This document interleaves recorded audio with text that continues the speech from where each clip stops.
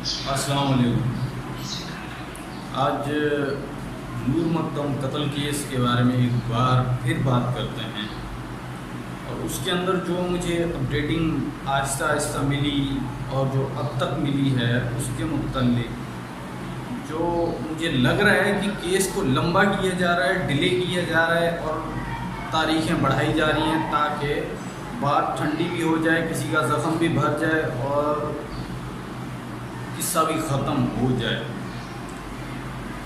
کیونکہ پہلے ہم نے آپ کو جو میری 2 ویڈیوز ہیں ان کو آپ پرانی کو دیکھیں گے تو آپ کو کافی سارا سمجھ میں آ جائے گا کہ پہلے کیا ہوا اور اب کیا ہوا ہے۔ بیچ میں نے رپورٹ جو ہوئی تھی وہ یہ ہوئی تھی کہ یو ایس اے، ظاہر سی بات ہے، جعفر ذاکر صاحب کی جو ہے جعفر ظاہر صاحب کی جو نیشنلٹی ہے وہ یو ایس اے کی بھی تھی، تو ان کے سفارت خانے نے اس کیس کے متعلق پاکستان میں رابطہ کر لیا تھا ایک دفعہ۔ اب انہوں نے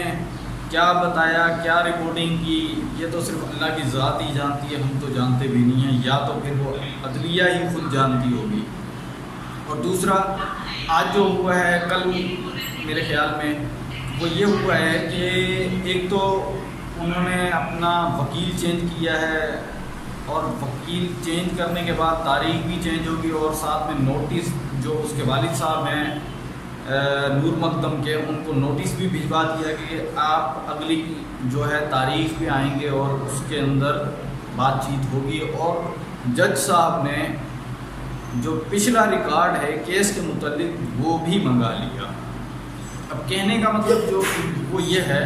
کہ کیس آہستہ آہستہ جو ہے نا سلو اسکرین سے بھی ہٹ جائے گا، اور اس کیس کا آخر میں انجام یہ ہوگا، یا تو بھائی پیسے لے کے بات ختم کر لو، یا تو پھر کیس دبا دیا جائے گا۔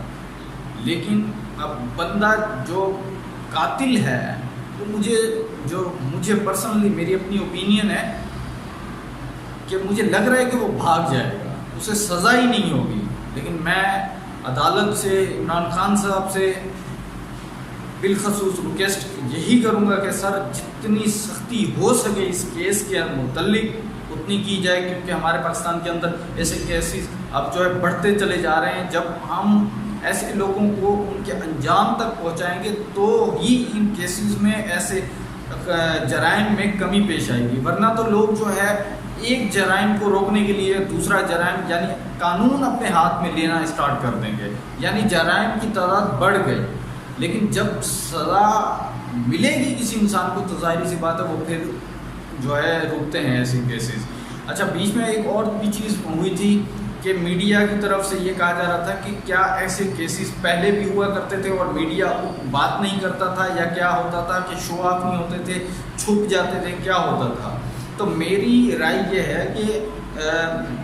یا تو اس بات کو وہیں پہ دبا دیا جاتا تھا، اور پہلے جو ہے وہ بات یہ ہوتی تھی، لوگ کہتے تھے کہ جانے دو ہمارا کیا جائے۔ لیکن اب جو لوگ ہیں ان کے اندر تھوڑا سا شعور بھی آ گیا ہے کہ وہ کوشش کرتے ہیں کہ اس بات کو، اس مسئلے کو میڈیا کے سامنے یا لوگوں تک آگے پہنچا دیتے ہیں، اور وہ اسکرین پہ آ جاتا ہے تو لوگوں کو پتہ چلتا ہے کہ پاکستان کے اندر کیا ہو رہا ہے۔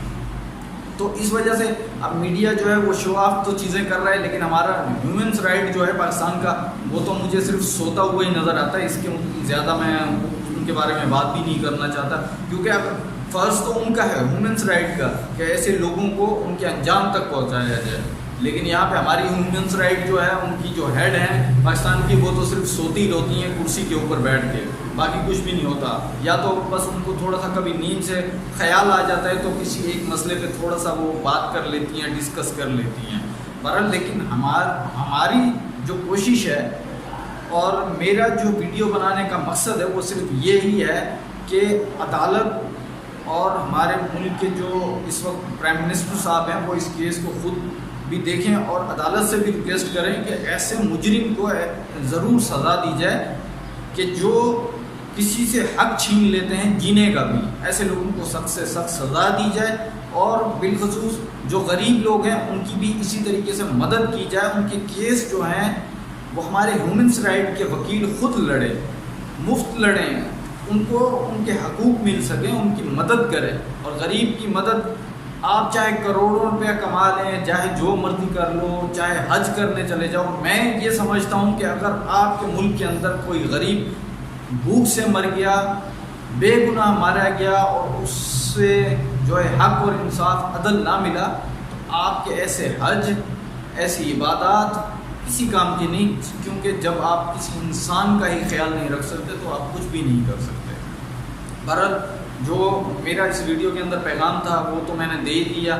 دوستو ویڈیو پسند آنے کی صورت میں اسے زیادہ سے زیادہ لائک کریں، شیئر کریں، ہماری حوصلہ افزائی کے لیے واٹس ایپ اور فیس بک پہ ضرور شیئر کیجیے۔ ہماری اگلی ویڈیو آنے تک اپنا اور اپنے پیاروں کا ڈھیر سارا خیال رکھیے۔ اللہ حافظ۔